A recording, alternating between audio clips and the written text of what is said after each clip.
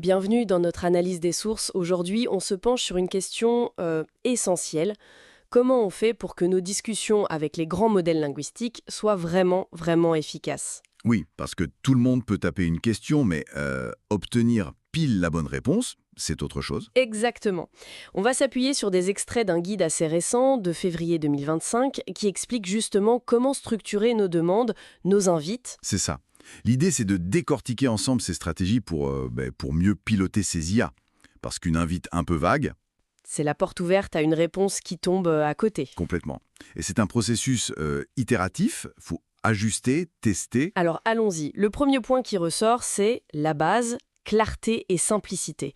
Le guide le dit bien, si on ne comprend pas nous-mêmes ce qu'on demande, Il y a peu de chances que le modèle comprenne mieux. il faut être direct, utiliser des verbes clairs, analyser, générer, résumer, éviter le flou. Et ça va avec la précision du résultat attendu, j'imagine. Absolument. Il faut être spécifique. Quel format on veut? Du JSON, une liste, un paragraphe. Et le ton? Formel, créatif. Donner assez de détails pour guider, mais sans noyer l'IA, quoi. C'est tout l'équilibre. Suffisamment de contexte, mais pas d'infos inutiles. Une technique que le guide met vraiment en avant, c'est les exemples. Le few-shot prompting. Ah oui, ça c'est redoutablement efficace, fournir un ou deux exemples de la sortie qu'on veut. Ça montre le format, le style. Exactement, le modèle apprend par mimétisme. Le guide conseille même d'en choisir des variés et d'inclure des cas un peu plus complexes, des cas limites. Pour le rendre plus robuste, c'est ça? Voilà, pour qu'il gère mieux les situations imprévues. Sans privilégier les instructions positives. Fais ceci plutôt que ne faites pas cela. J'avoue que mon réflexe est souvent l'inverse. Ouais, c'est souvent plus direct.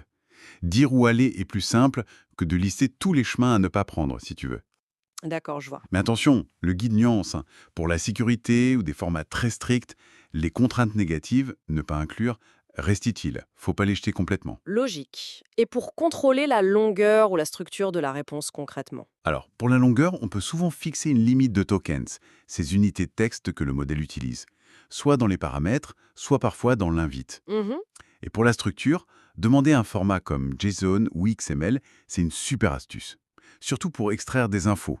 Ça force une certaine organisation. Et ça limite les inventions, les hallucinations, c'est ça? Oui, le guide le note, hein. C'est un effet de bord intéressant. Le modèle est plus contraint, donc il brode moins. Le guide parle aussi des variables pour rendre les invites dynamiques. Oui, c'est clé pour la réutilisation.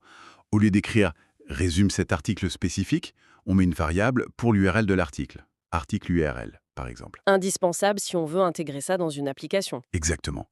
L'invite devient un modèle adaptable. Bon, tout ça montre bien qu'il n'a pas de recette magique. Il faut tester, expérimenter. C'est le cœur du sujet, l'itération.